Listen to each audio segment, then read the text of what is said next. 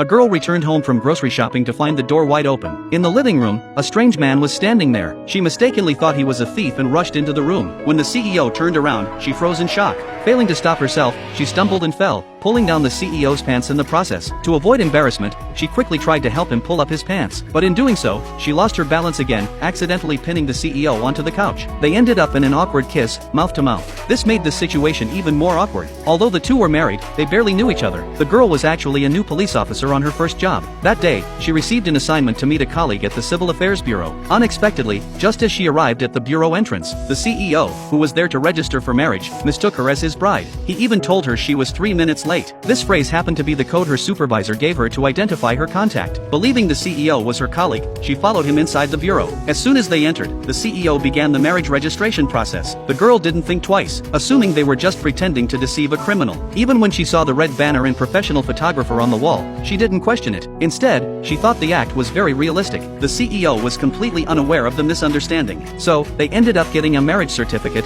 both oblivious. However, when he saw her name on the certificate, the CEO realized something was wrong. He quickly called his grandmother to ask for the name of his actual bride. He then learned that his intended bride's surname was Gua, not Song. Only then did the CEO realize they had married the wrong person. He immediately requested a divorce. Just as the girl was completely bewildered, the staff informed the CEO that he would need to wait a month before filing for divorce. The girl couldn't believe she'd accidentally gotten married during work, mistaking her contact for a criminal in the process. To keep up the ruse, she leaned into the CEO, pretending to be close to him. The CEO was startled and tried to push her away. The girl had to explain that she was on duty, and that the man outside was her target. She asked the CEO to cooperate with her, but the CEO didn't believe her, insisting that she was putting on an act. He turned the tables and questioned her intentions. Left with no choice, the girl showed him her work ID. Only then did the CEO realize it was all a misunderstanding. Then, the girl asked for the CEO's phone, and saved her number in his contacts. She told him to call her in a month to proceed with the divorce. Before he could react, she had disappeared. The CEO then called his assistant, and instructed him to investigate everything about the girl. At this point, his grandmother arrived, demanding that he divorce the girl, and marry the partner she had chosen for him. Since she had already tested the chosen girl's character by pretending to be a poor old woman, she was confident her choice was a good woman. Little did she know that her choice had seen through her disguise, and only pretended to be kind to her while actually disdaining her. While she could deceive the grandmother, she couldn't deceive the CEO, who had already investigated her and knew she was a gold digger. By contrast, the girl he accidentally married seemed to be a person of good character. The girl had been raised by her grandfather after her parents had died on duty. Her grandfather, who didn't have much time left, asked her to promise him two things. First, to leave her job in the police force, since her parents both died in the line of duty, and he didn't want her in such a dangerous profession.